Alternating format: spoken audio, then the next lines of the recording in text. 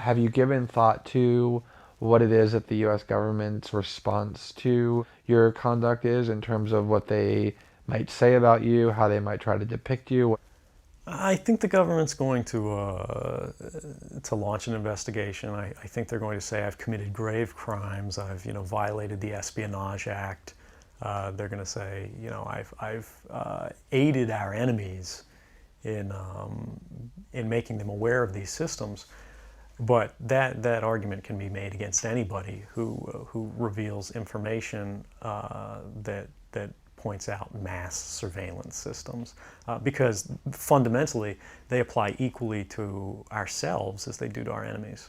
When you decided to enter this world, did you do so with the intention of weaseling your way in and becoming a mole so that you could one day undermine it with disclosures, or what was your perspective and mindset about it at the time that you first sort of got into this whole realm? No, I joined the intelligence community when I was very young, sort of the government as a whole. I enlisted in the Army shortly after the invasion of Iraq, and I believed in the goodness of what we were doing. I believed in the nobility of our intentions to free oppressed people overseas. But over time, over the length of my career, as I watched the news and I increasingly was exposed to true information that had not been propagandized in the media, that we were actually involved in misleading the public and misleading all publics, not just the American public, in order to create a certain mindset in the global consciousness. And I was actually a victim of that. America is a fundamentally good country. We have good people with good values who want to do the right thing.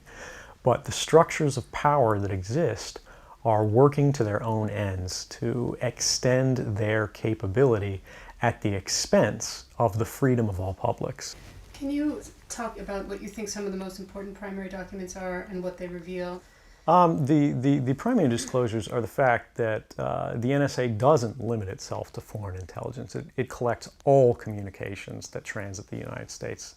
There are literally no ingress or egress points anywhere in the continental United States where a communication there enter or exit without being monitored and collected and analyzed. The Verizon document speaks highly to this because it literally lays out they're using an authority that was intended to be used to seek warrants against individuals, and they're applying it to the whole of society by basically subverting a corporate partnership through major telecommunications providers, and they're getting everyone's calls, everyone's call records, and everyone's internet traffic as well. On top of that, you've got Boundless Informant, which is sort of a global auditing system for the NSA's intercept and collection system that lets us track how much we're collecting, where we're collecting, by which authorities, and so forth. The NSA lied about the existence of this tool to Congress and to specific congressmen in response to previous inquiries about their surveillance activities. Beyond that, we've got PRISM, which is a demonstration of how the U.S. government co-opts U.S. corporate power to its own ends. Companies like Google, Facebook, Apple, Microsoft, they all get together with the NSA and provide the NSA direct access to the back ends of all of the systems you use to communicate, to store data, to put things in the cloud, and even just to send birthday wishes and keep a record of your life. And they give NSA direct access that they don't need to oversee, so they can't be held liable for it. I think that's a dangerous capability for anybody to have, but particularly an organization that's demonstrated time and time again that they'll work to shield themselves from oversight. Was there a specific point in time that you can point to when you crossed the line from contemplation to decision making and commitment to do this? I grew up with the understanding that the world I lived in was one where people enjoyed a sort of freedom to communicate with each other in privacy without it being monitored, without it being measured or analyzed or sort of judged by these shadowy figures or systems anytime they mention anything that travels across public lines. I think a lot of people of my generation, anybody who grew up with the internet, that was their understanding.